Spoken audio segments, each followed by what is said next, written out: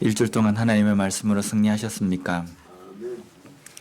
네, 오늘 아침에 교회를 나오는데 제가 이제 구두를 신으려고 하는데 제가 잘 신던 구두가 안 보이는 겁니다. 그래서 이게 어디 갔지? 그래서 찾기가 너무 좀 귀찮아서 다른 구두를 신고 나왔어요. 근데 얼마 전에 몇 달 전에 세일을 해서 구두를 하나 사놨는데 저는 그 구두인 줄 알고 신고 나왔습니다. 근데 교회 와서 이렇게 가만히 보니까 제가 미국 처음 와서 산 구두인 겁니다.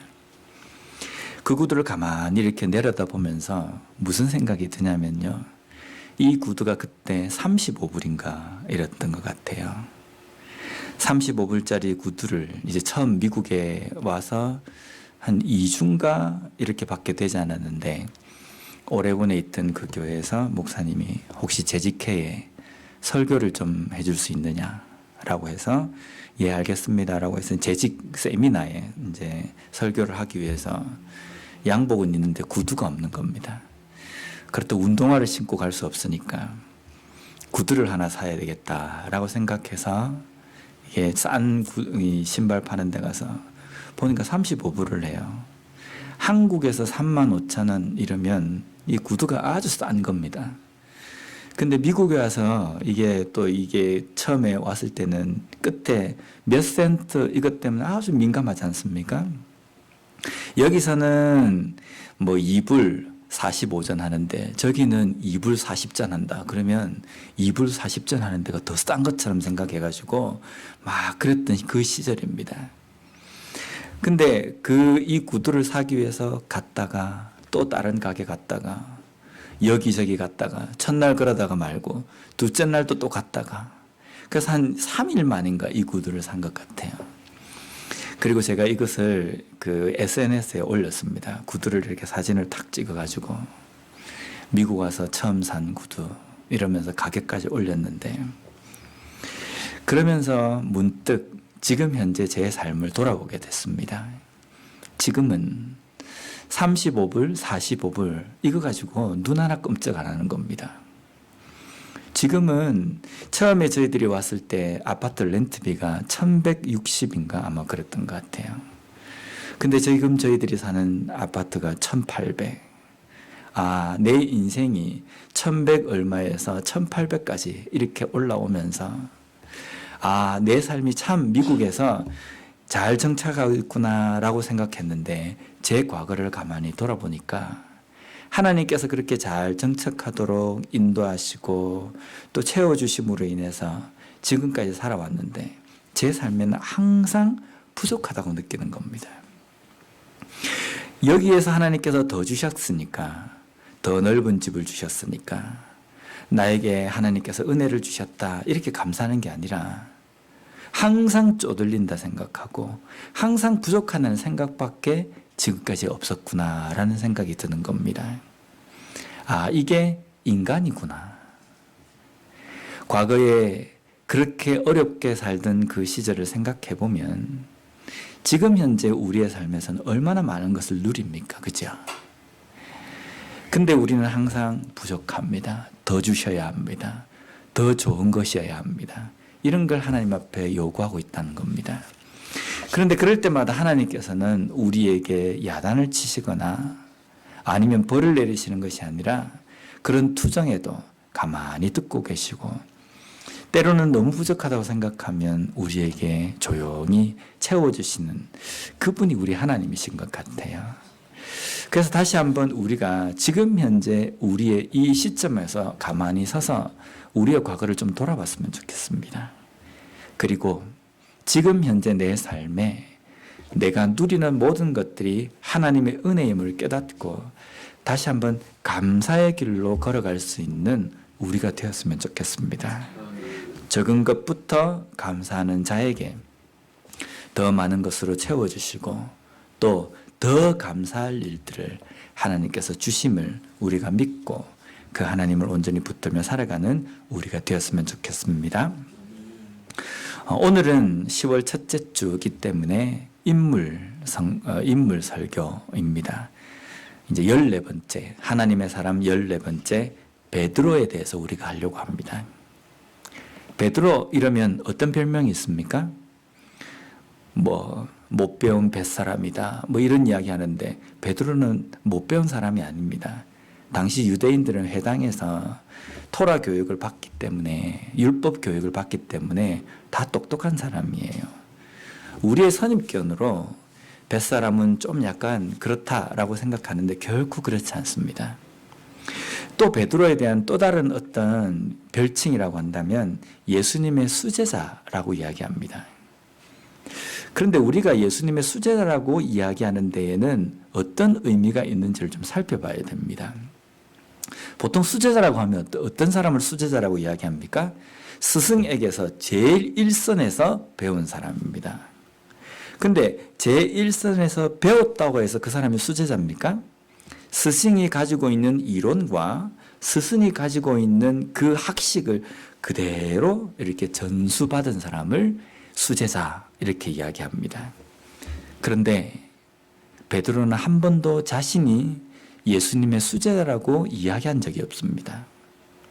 오늘날 우리가 보면은 가끔 이야기하다 보면 그런 이야기를 할 때가 있습니다. 내가 어느 교수님 밑에서 배웠다. 내가 그 교수님의 제자다. 왜 이야기합니까? 내가 그 정도로 대단하다라는 것을 알리기 위해서입니다. 그런데 그렇게 이야기하는 사람치고 진짜 대단한 사람을 잘 못 본 것 같아요. 어떤 사람이 대단하냐면요. 야, 저 사람은 실력이 대단하다. 근데 가만히 보니까 누구누구를 좀 닮은 것 같다라는 생각이 들 때가 있습니다. 어떻게 저 사람이 가르치고 주장하는 것이 어느 교수님이 아니면 어느 박사가 이야기하는 것과 스타일이 참 많이 닮았다. 근데 알고 보니까 그 사람 밑에서 배운 사람인 겁니다. 야, 저 사람이 역시 저 교수의 수제자구나 라고 이야기합니다. 자기가 수제자라고 이야기하는 사람과 다른 사람이 수제자라고 칭해주는 사람, 어떤 것이 더 실력이 있는 사람입니까? 내가 떠드는 것보다 다른 사람이 보고 야, 닮았구나 라고 이렇게 이야기하는 그것이 진정한 수제자라는 겁니다. 오늘 본문에서도 우리가 잘 알고 있는 이 이야기 속에 이 베드로가 수제자일 수밖에 없는 이유가 기록되어 있습니다. 베드로에 대해서 이야기하려고 하면 아마 할 말이 많을 겁니다. 그런데 오늘은 특별히 이 본문에 나와 있는 베드로는 어떤 믿음의 사람인지 그것을 살펴보는 시간이 되었으면 좋겠습니다. 먼저 오늘 본문 13절 말씀을 우리 함께 읽어보도록 하겠습니다. 시작. 예수께서 빌립보 가이사랴 지방에 이르러 제자들에게 물어 이르시되 사람들이 인자를 누구라 하느냐. 아멘.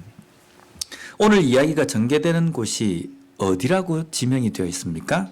빌립보 가이사랴 지방이다 라고 이야기합니다. 이 빌립보 가이사랴 지방은 구약에서는 이 지형이 어떤 명칭으로 나오냐면요, 바알갓이라고 이렇게 되어 있습니다. 여호수아 11장 17절 말씀을 보면 이건 제가 한번 읽어보겠습니다. 곧 세일로 올라가는 한락산에서부터 헤르몬산 아래 레바논 골짜기에 바알갓까지라. 그들의 왕들을 모두 잡아 쳐 죽였으며. 여기 보면 바알갓이라고 되어 있는 이곳이 신약시대의 가이사랴 빌립보 가이사랴라는 그 지형입니다. 그러면 구약시대의 바알갓이라고 불려지는 이 지명의 이름의 뜻이 무엇이냐면요, 바알갓이라는 것은 행운의 바알이라는 뜻입니다. 바알이 뭔지 아시죠? 발을 풀어서 쓴 말이 아니라 바알, 우상의 이름입니다. 행운의 바알이라는 것은 행운의 바알신, 바알신의 축복이 임하는 곳이라는 이런 뜻입니다. 구약시대부터 이렇게 불려진 이곳을 빌립보 가이사랴로 명칭을 바꾼 사람이 누구냐면 분봉왕 빌립이라는 사람입니다. 이 사람이 유대 지방의 이 지역을 분할해서 다스릴 때에 이 지역의 이름을 이 빌립보 가이사랴라고 이렇게 이름을 바꾸었습니다. 그러면 구약시대 때부터 바알갓이라고 이름이 불려지는 이 지역에서는 구약시대부터 쭉 이 지역에 어떤 상황이었는지 우리가 좀 추측해 볼 수 있습니다. 바알의 행운이 임하는 곳, 바알의 축복이 깃들어진 곳. 그러면 이곳에는 무엇이 많이 있겠습니까? 바알을 섬기는 신전이나 아니면 바알을 섬기는 그런 흔적들이 이 도시에는 가득할 거라는 겁니다. 그리고 이 지역에 사는 사람들의 자랑거리는요, 이곳이 바로 바알을 섬기는 성지다라고 이렇게 이야기할, 이름에서도부터 우리가 나와 있듯이 이 사람들의 사고와 행동과 모든 문화 속에는 바알을 섬기는, 우상을 섬기는 습성이 그대로 남아 있다는 겁니다. 우리가 한국에 가면은 아주 유적지나 이런 걸 보면, 경주나 이런 데 가면은 과거의 신라시대 문화들 우리가 많이 볼 수 있지 않습니까? 그게 가면 우리나라의 문화, 그런 유적지와 아주 깊이 연관되어 있는 게 불교적인 어떤 문화입니다. 거기 가면 절도, 아주 유명한 절도 있고, 또 그런 종교적인 어떤 퍼포먼스를 행하던 그런 흔적들이 군데군데 많이 남아 있습니다. 그리고 거기에 사는 사람들은 그것이 내가 살고 있는 이 도시의 아주 자랑거리라고 생각을 하는 겁니다. 바알갓이라는 이곳에 살아가는 사람들의 생각 속에는 이것이 자신들의 자랑거리로 삼는 그러한 삶을 살아가는 곳이었다는 겁니다. 우리가 조국 대한민국, 또 때로는 우리가 살고 있는 이 미국 땅을 위해서 기도해야 합니다. 왜 기도해야 됩니까? 하나님, 내가 태어난 곳이기 때문에, 하나님, 내가 지금 살고 있는 곳이기 때문에 이곳에 함께 해주십시오, 이렇게 기도할 이유가 아니라, 그 조국 대한민국과 내가 지금 살고 있는 이 미국 땅에 하나님의 문화, 그리스도의 문화, 우상을 섬기고 악한 죄가 넘쳐나던 이곳이 하나님의 은혜와 하나님을 믿는 믿음으로 가득할 수 있도록, 과거의 순수한 믿음을 찾아서 이 대륙을 찾았던 청교도의 그 신앙을 본받아서 후세대들이 오직 하나님을 찾고 하나님을 믿는 그 믿음으로 다시금 회복되게 해주십시오라고 기도해야 된다는 겁니다. 왜냐하면 우리 주변만 쭉 봐도 과거에 잘못된 우상을 섬기던 문화들이 우리가 쉽게 찾아볼 수 있고, 현재에도 하나님의 뜻과 하나님의 말씀과 완전히 그냥 상반되어 있는 그러한 문화들이 너무나도 많이 있기 때문입니다. 이 시대 가운데, 이 지역 가운데 살아가고 있는 우리가 기도해야 될 이유는 믿음으로 이 땅이 변화되게 해주십시오. 하나님의 은혜가 넘치고 향락적인 문화를 향해서 나아가는 사람들이 아니라 다시금 선조들의 그 믿음을 다시금 회복하기 위해서 부르짖는 이 땅이 되게 해주십시오라고 우리는 기도해야 된다는 겁니다. 바알갓이라는 곳이 그러한 곳이었습니다. 이곳에서 예수님께서 제자들에게 이렇게 물으십니다. 사람들이 인자를 누구라 하느냐? 여기 인자라는 표현이 나옵니다. 우리 권사님 성함이 인자지 않습니까? 이게 예수님께서 예수님 자신을 표현하실 때 인자라고 이렇게 사용하신 것은 사람의 아들이라는 뜻입니다. 나는 하나님이다 라고 이게 표현할 수도 있는데, 인자라고 표현하신 이유는 신이심에도 불구하고, 하나님이심에도 불구하고 인간의 죄를 위해서 죽기 위해 육신의 몸을 입고 이 땅에 오신 성육신을 강조하기 위해서입니다. 또 신학적으로 볼 때는 이것은 예수님의 낮아지심, 비하라고 표현하는데, 하늘의 보좌를 포기하시고 인간의 몸을 입고 이 땅에 오신 낮아신 예수 그리스도를 우리에게 가르쳐 주시고 표현하시기 위해서 이 인자라는 표현을 사용하십니다. 그러면서 예수님이 지금 제자들에게 사람들이 이 바알갓, 빌립보 가이사랴에 살고 있는 이 사람들이 인간의 몸을 입고 이 땅에 온 하나님인, 성자 하나님인 나를 누구라고 하느냐라고 이렇게 물으십니다. 행운의 바알, 우상을 섬기던 흔적으로 문화들로 꽉 사로잡혀 있는 이 사람들에게 육신의 몸을 입고 오신 성자 하나님은 어떤 모습으로 보였겠습니까? 가이사라 빌립보 사람들은 예수님을 어떻게 표현하냐면 14절 말씀에 기록되어 있습니다. 우리 함께 읽어보도록 하겠습니다. 시작.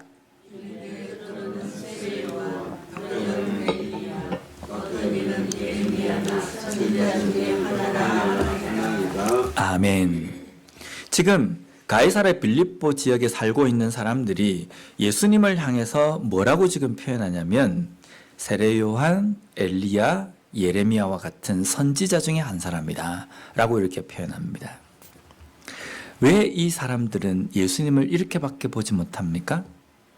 그들이 생각하는 그 지역의 문화적으로 꽉 사로잡혀 있는 생각은, 사고방식은 뭐냐면 신은 어떤 환상적인 존재여야 된다는 겁니다. 환상적인 존재고 뭔가 신비적인 존재로 생각이 되어야 된다는 겁니다. 그런데 자신들 앞에 지금 서 있는 예수님은 육신의 몸을 입고 지금 서 있다는 겁니다. 그래서 배고플 때 밥 먹고 아플 때 아야 이러고 피곤하면 코를 드륵드륵 골면서 자고 그리고 사람들이 주먹으로 때리면 맞고 너무 초라한 겁니다. 그들의 눈에 볼 때는 이 예수님이 하나님이 아니라 인간의 한 사람. 근데 인간은 인간인데 좀 그냥 우리보다 뭔가 좀 많이 알고 좀 대단한 그런 존재로 이 가이사라 빌립보 지역에 있는 사람. 바알의 행운이 깃들여져 있는 도시에 살고 있는 이 사람들의 생각이 바로 이러한 것이었다는 겁니다. 예수님께서 이 땅에 오신 이유는 무엇입니까? 우리 이거 잘 알아야 됩니다. 예수님께서 이 땅에 오신 이유는 전 인류를 멸하시고 모든 악한 것들을 다 부수시고 이 땅 가운데 유토피아, 이 땅 가운데에 천국과 같은 그러한 땅을 만드시기 위해서 이 땅에 오셨습니까? 그랬으면 지금 우리가 살고 있는 이곳이 천국과 같은 곳이 되어야 되지 않습니까? 그런데 예수님께서는 이 땅에 오신 것은 하나님으로서의 그 권세, 보좌를 버리시고 낮디 낮은 천한 인간의 모습을 입고 이 땅에 오셨다는 겁니다. 그렇게 오신 이유는 완전한 멸망 가운데 있는 우리를 그 죄로부터 구원하시기 위해서 오셨다는 겁니다. 육신의 몸을 입고 오신 예수님이 비록 초라해 보이고 별것 아닌 것 같이 느껴지고 성경을 쭉 읽어보면 예수님도 똑같이 배고파하시고 또 때로는 눈물을 흘리시고 때로는 피곤하셔가지고 잠을 자시기도 하시고 남들이 때리면 그냥 맞으시는 그런 초라한 모습이 보이지만 그 초라함 가운데 들어있는 하나님의 목적, 하나님께서 오신 그 뜻은요 너무너무 위대하다는 겁니다.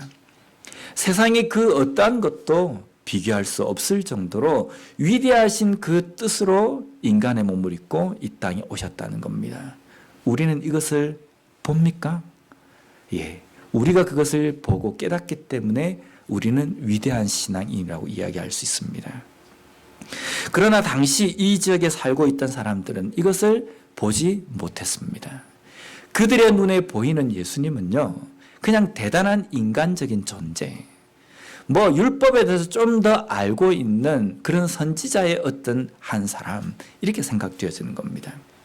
당시 선지자들을 사람들이 뭔가 높이 이렇게 본 것 같지 않습니까? 야, 미래의 일을 알고 하나님의 뜻을 전하고 이렇게 우리가 알고 있는 것 같지만 가만히 보십시오.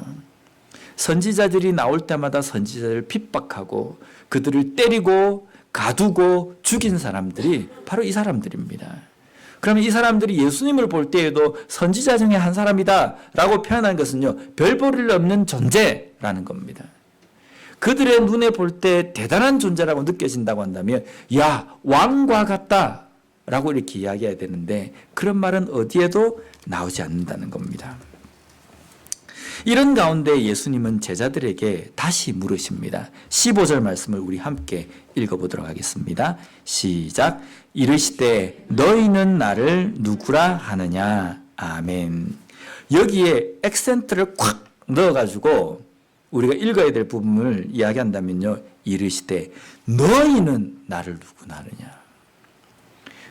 사람들은 그렇게 이야기하는데 너희는 나를 누구라 하느냐. 여기 너희는 이라는 이 단어 15절 앞에 무슨 단어가 이 헬라어로 나와 있냐면 대라는 단어가 나와 있는데 이 대는 뭐냐면 그렇다면 그러나라는 뜻입니다. 사람들은 인자를 선지자 중에 한 사람, 그냥 대단한 인간, 별 볼 일 없는 인간으로 본다. 그렇다면 그러나 너희들은 나를 누구라고 하느냐. 너희들은 너희들 앞에 서 있는 육신의 몸을 입고 이 땅에 오신 성자 하나님인 이 인자를 제대로 보고 있느냐라고 물으신다는 겁니다. 우리가 다음에 이제 좀 시간을 할애해서 예수님은 어떤 분이신가라는 것을 정리해 놓은 신학에 보면 기독론이라는 것을 시간을 좀 할애해서 좀 살펴보겠습니다. 제자들에게 너희는 나를 누구냐라고 물으시는 이 질문에 예수님 앞에 기세등등하게 자신만만하게 나선 사람이 누구입니까? 바로 예수님의 수제라고 이야기하는 베드로입니다. 베드로는 요한복음의 시몬이라는 이름으로 첫 등장합니다. 요한복음 1장 40절 말씀을 함께 읽어보도록 하겠습니다. 시작. 요한의 말을 듣고 예수를 따르는 두 사람 중에 하나는 시몬 베드로의 형제 안드레라. 아멘.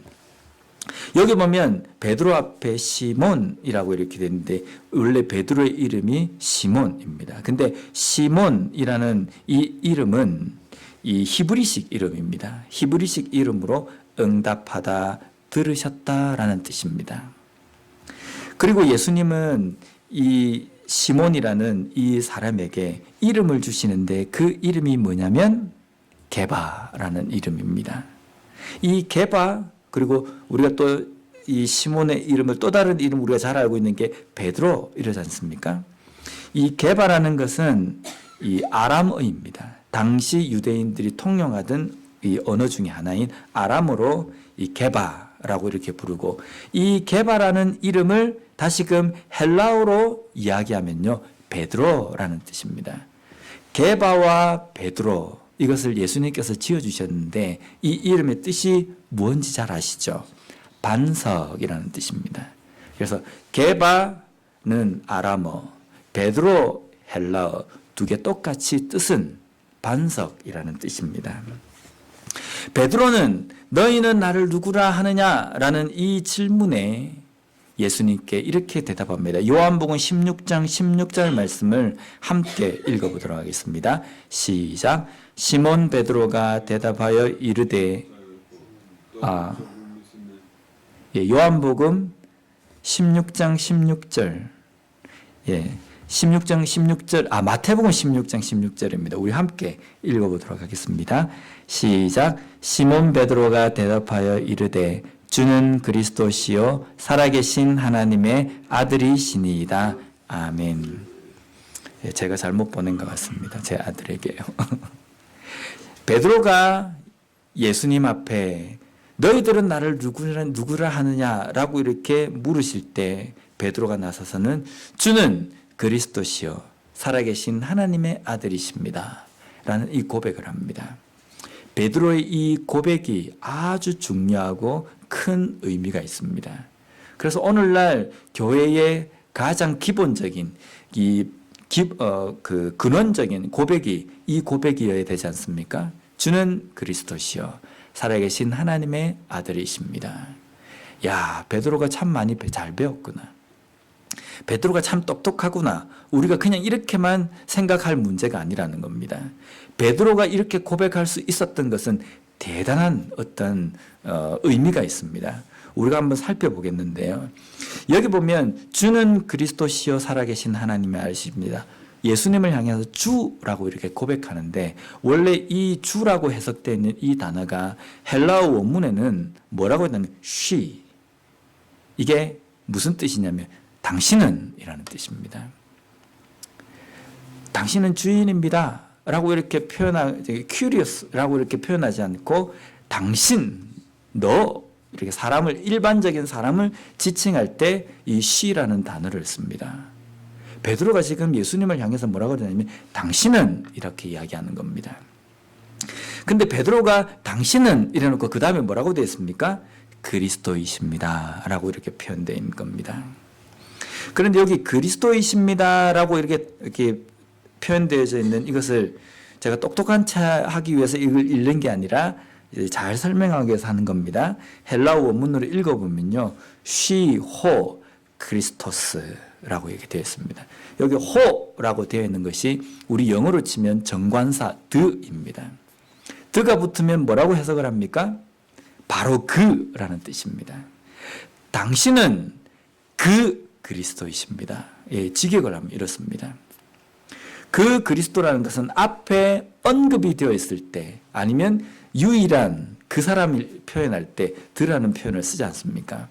그러면 당신은 그 그리스도입니다 라고 이렇게 베드로가 표현한 것은 뭐냐면요, 바로 당신이 구약에 예언되어져 있는 그 그리스도이십니다 라는 고백입니다.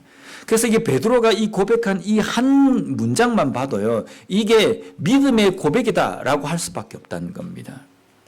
왜냐하면 당시 수많은 사람들이 예수님을 봤지만 예수님을 향해서 뭐라고 이야기하냐면, 야, 세례 요한이다, 엘리야다, 뭐 어떤 선지자다, 그냥 사람이다, 이렇게 표현하는데 베드로는 똑같이 당시의 사람들이 보는 예수님을 보면서 뭐라고 이야기하면, 당신이 바로 그 구약에 예언되어져 있는 그리스도이십니다, 메시아이십니다 라고 고백하는 겁니다.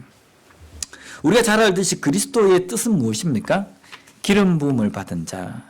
이게 히브리어로는 메시아라는 뜻입니다. 메시아, 그리스도 똑같이 기름 부음 받은 자입니다.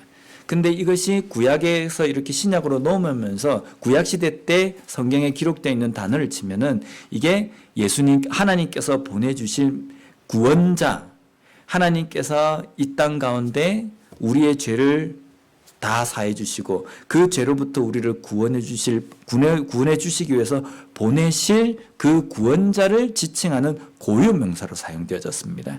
그래서 우리가 메시아, 그리스도 이러면 예수님을 지칭하는 겁니다. 당신은 바로 구약에 예언되어져 있는 그 메시아, 그 그리스도이십니다 라는 고백입니다. 이것은요, 이 당시 사람들이 보지 못하는 것을 베드로는 보고 고백한 것이기 때문에 이 고백은 너무나도 중요한 겁니다.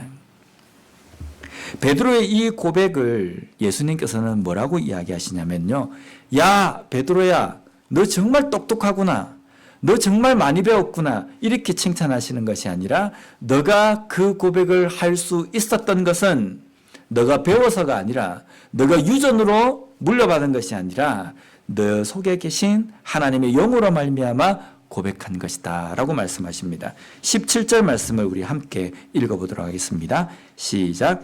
예수께서 대답하여 이르시되, 바요나 시몬아, 내가 복이 있도다.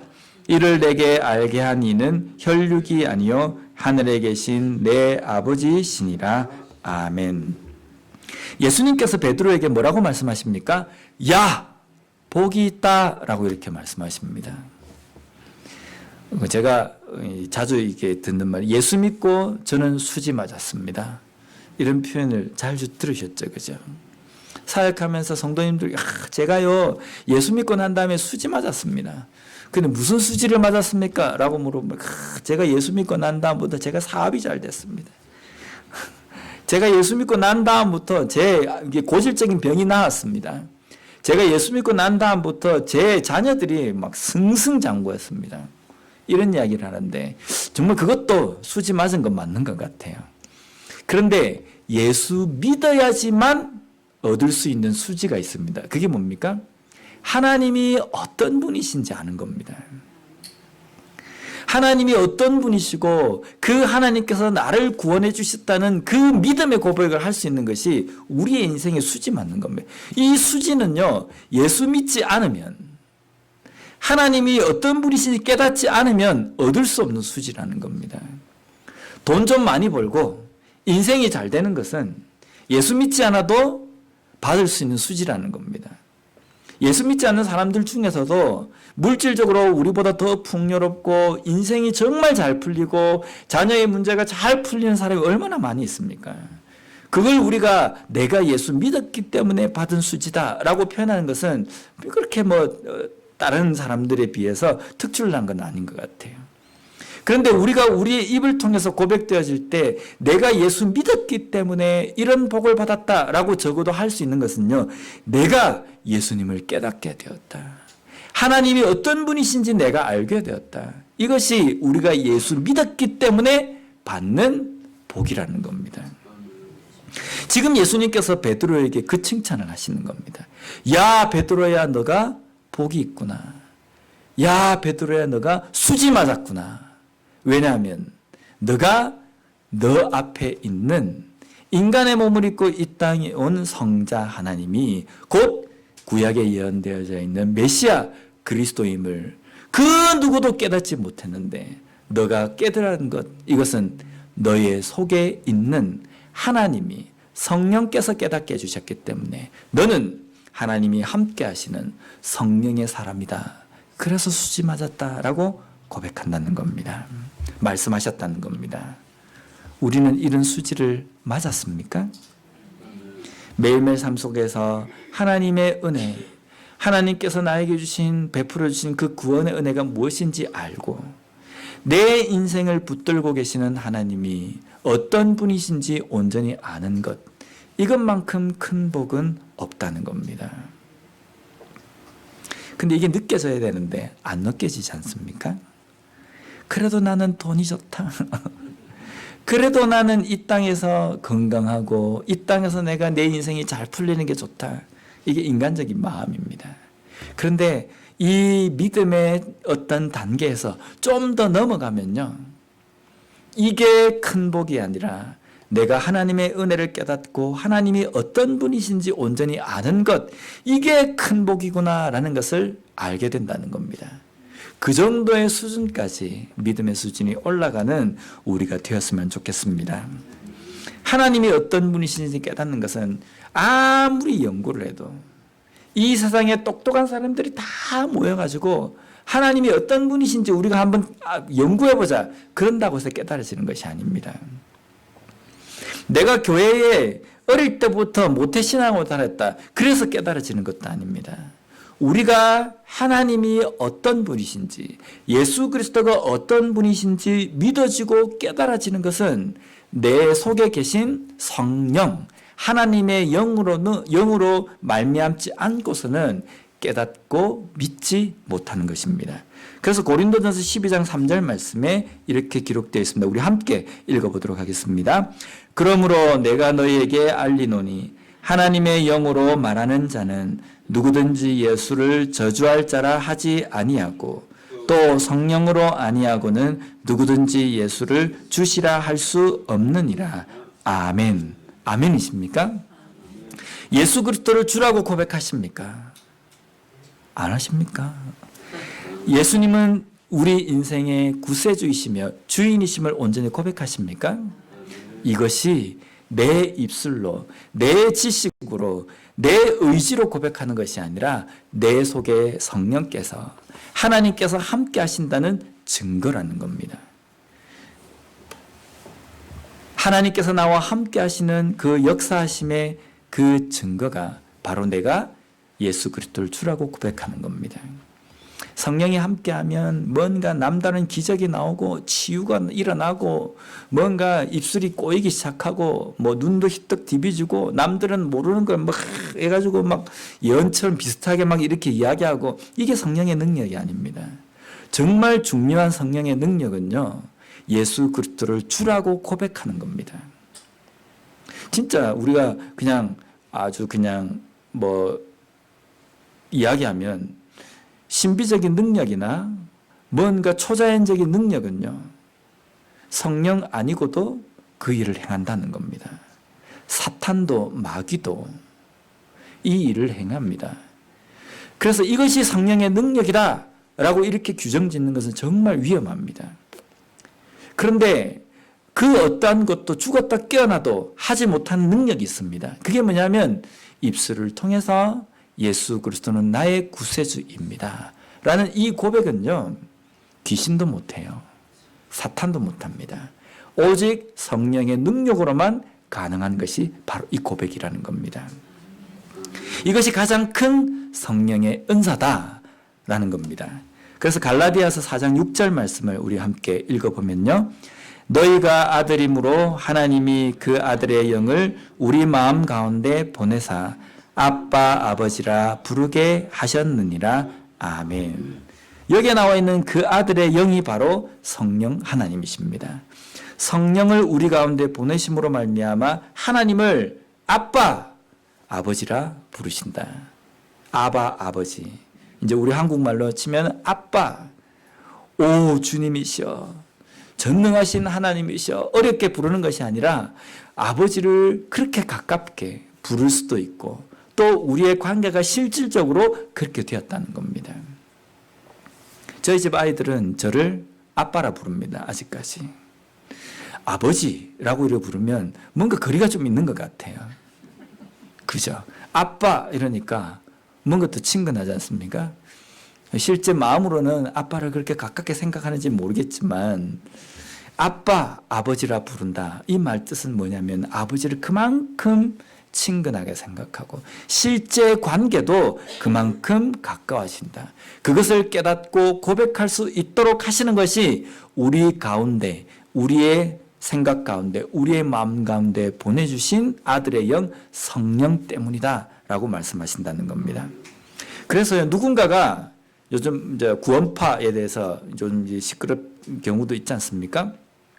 이번 주 그 덴버 교육자회에 수련회 가가지고 첫날 저녁에 이제 목사님 몇 분과 밤새 한 새벽 한 2시까지 이 구원에 대해서 성령에 대해서 이렇게 이야기를 좀 했었습니다.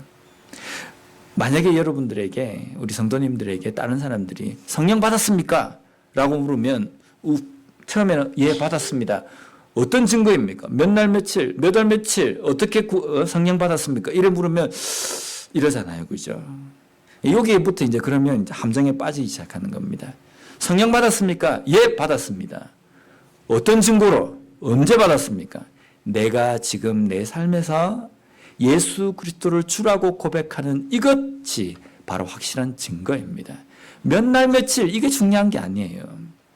내가 지금 내 삶에서 예수 그리스도를 주라고 고백하고 나의 유일한 구세주라고 고백하는 이것이 확실한 성령 받았음의 증거라고 말할 수 있어야 된다는 겁니다. 누가 물어보고 이렇게 하지 마시고 자신 있게 이렇게 대답하셔야 된다는 겁니다. 베드로의 이런 믿음의 고백 위에 예수님께서는 교회를 세우겠다라고 말씀하십니다. 우리 18절 말씀을 함께 읽어보도록 하겠습니다. 시작. 또 내가 내게 이르노니 너는 베드로라. 내가 이 반석 위에 내 교회를 세우리니 음부의 권세가 이기지 못하리라. 아멘. 너는 베드로라. 내가 이 반석 위에 내 교회를 세우겠다라는 말씀은 너는 반석이다. 내가 그 반석 위에 내 교회를 세우겠다라는 의미입니다. 이것은 베드로를 교회의 수장이 되게 하겠다. 베드로를 교회의 근본이 되게 하겠다. 이 말씀이 아닙니다. 베드로가 한 그 고백 위에 세워진 것이 진정한 교회다라는 말씀입니다. 그러면 우리 교회가 진정한 교회냐라는 것을 돌아보려고 하면요. 우리 교회에 있는 성도님들 한 사람 한 사람이 주는 그리스도시요 살아계신 하나님의 아들입니다라는 이 고백이 삶 가운데 있느냐라는 것을 돌아보면 되는 겁니다. 우리 교회는요. 시설도 좋고 넓은 주차장이 있고 점심마다 아주 맛있는 반찬이 나오며 잘생긴 사람이 많고요. 뭐 이게 교회로서의 어떤 자랑거리가 아니라 우리 교회는요. 성도 한 사람 한 사람이 주는 그리스도이시여 살아계신 하나님의 아들입니다라는 베드로의 이 믿음의 고백을 온전히 붙들고 살아가는 그러한 성도들입니다. 그러한 성도들이 모인 교회이기 때문에 우리 교회는 자랑할 수 있습니다. 성령이 함께 하시는 교회입니다. 이렇게 이야기할 수 있어야 된다는 겁니다. 이것이 흔들리면 아무리 좋은 건물이고 아무리 멋있는 그러한 프로그램이 돌아간다 할지라도 결코 교회라고 말할 수 없다는 겁니다. 베드로는 분명히 예수님의 수제자입니다. 그가 수제자인 것은 다름 아닌 그의 삶에서 성령으로 말미암아 위대한 비밀을 깨달았기 때문입니다. 모든 사람들이 바알의 행운이 깃들여져 있는 도시에 살아가면서 살아계신 하나님 그리고 육신의 몸을 입고 이 땅에 오신 예수 그리스도를 보면서 바알의 그러한 행운 속에 묻혀서 행운에 있다라고 생각하고 착각하며 살아가면서 예수님을 그저 인간으로밖에 보지 못하는 그 시대 가운데, 그 환경 가운데 베드로는 믿음의 고백을 할 수 있었다는 겁니다. 영안이 열려서 육신의 몸을 입고 이 땅에 오신 그 예수님을 온전히 알아볼 수 있었다는 겁니다. 이 시대는 기독교와 반기독교 세력의 싸움입니다. 뭐 다른 종교 인정한다 그렇지 않아요.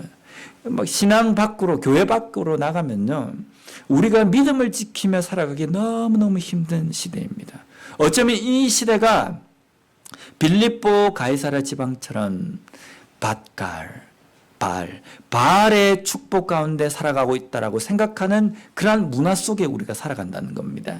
이 가운데 우리가 우리의 영안을 떠서 우리의 믿음의 고백을 하기 위해서는 성령께서 내 가운데 역사하셔야 됩니다. 성령께서 내 가운데 역사하심으로 말미암아 예수 그리스도를 주라고 고백하며 믿음을 온전히 붙들며 살아가는 베드로와 같은 믿음으로 살아가는 우리가 되었으면 좋겠습니다. 그러므로 말미암아 우리의 믿음을 흔들려고 하는 이 세상 가운데서도 우리의 믿음이 흔들리지 않고 견고히 서서 반석 위에 세워진 집처럼 반석에 세워진 교회처럼 이 시대에 제대로 서 있는 그 자리에 서 있어야 되는 그 자리에 온전히 서 있는 온전한 교회와 또 우리의 성도님들이 되었으면 좋겠습니다. 기도하겠습니다.